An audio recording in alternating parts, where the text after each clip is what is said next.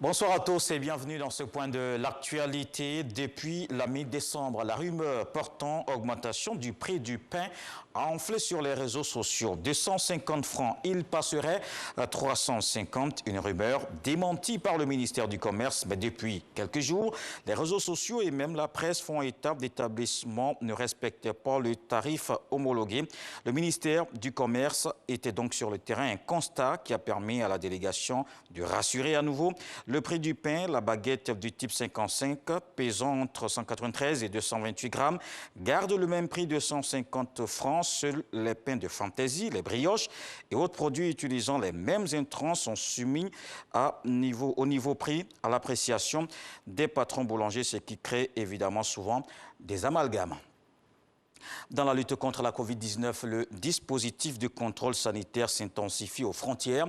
Une rencontre tenue entre le ministère de la Santé et celui des Transports. Aux 43 points d'entrée par voie terrestre, il faut présenter une attestation Covid négative pour les chauffeurs transportant les marchandises. Des détails avec Salima Toudia.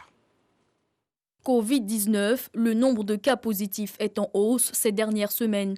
Le ministre de la Santé et de l'Hygiène publique multiplie les rencontres afin de venir à bout de la pandémie. Le plan de riposte est revu, le dispositif de contrôle sanitaire sera renforcé aux frontières. Voilà ce qui ressort de sa réunion avec le ministre des Transports. Il s'agit également de mettre en place un dispositif de contrôle sanitaire aux deux autres entrées de l'aérogare Félix Houphouët-Boigny.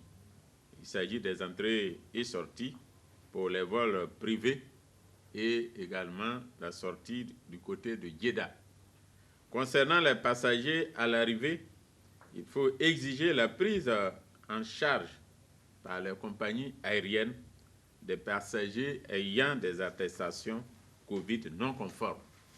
Une sensibilisation devrait donc être faite pour les vols domestiques en vue d'instaurer le même contrôle sanitaire que pour les vols internationaux. Pour les transports en commun, la sensibilisation sur le respect des mesures barrières doit être reprise et intensive. Au sujet des transports terrestres, il s'agira de renforcer le contrôle sanitaire aux 43 points d'entrée terrestre par la présentation d'une attestation de Covid négative pour les chauffeurs routiers transportant des marchandises. Les mesures prises pour les transports maritimes dans le cadre de la lutte restent en vigueur.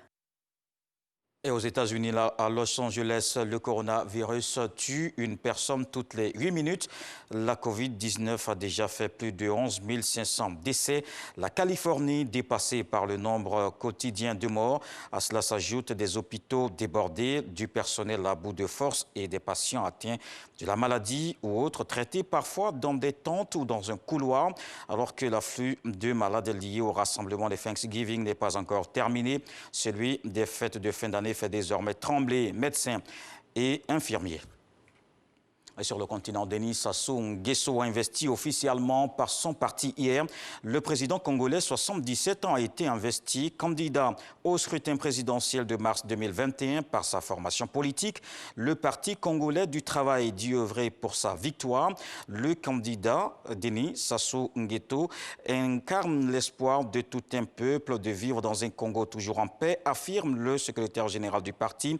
Face à lui, deux autres candidats sont déjà déclarés à la présidentielle, dont Mathias Sanzon, son ancien ministre des Finances. Toujours pas de nouvelles. Le contact a été perdu avec un avion ayant décollé ce samedi 9 janvier de l'aéroport de Jakarta en Indonésie.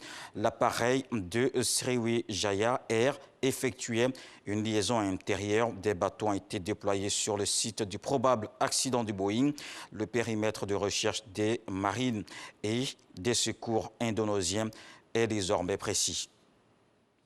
Et puis la transmission des rites initiatiques chez les femmes dans la famille noble Sénoufo. Faire là, où le dernier maillon de la chaîne, c'est le titre de l'œuvre de Anzata Ouattara, journaliste et écrivaine prolifique.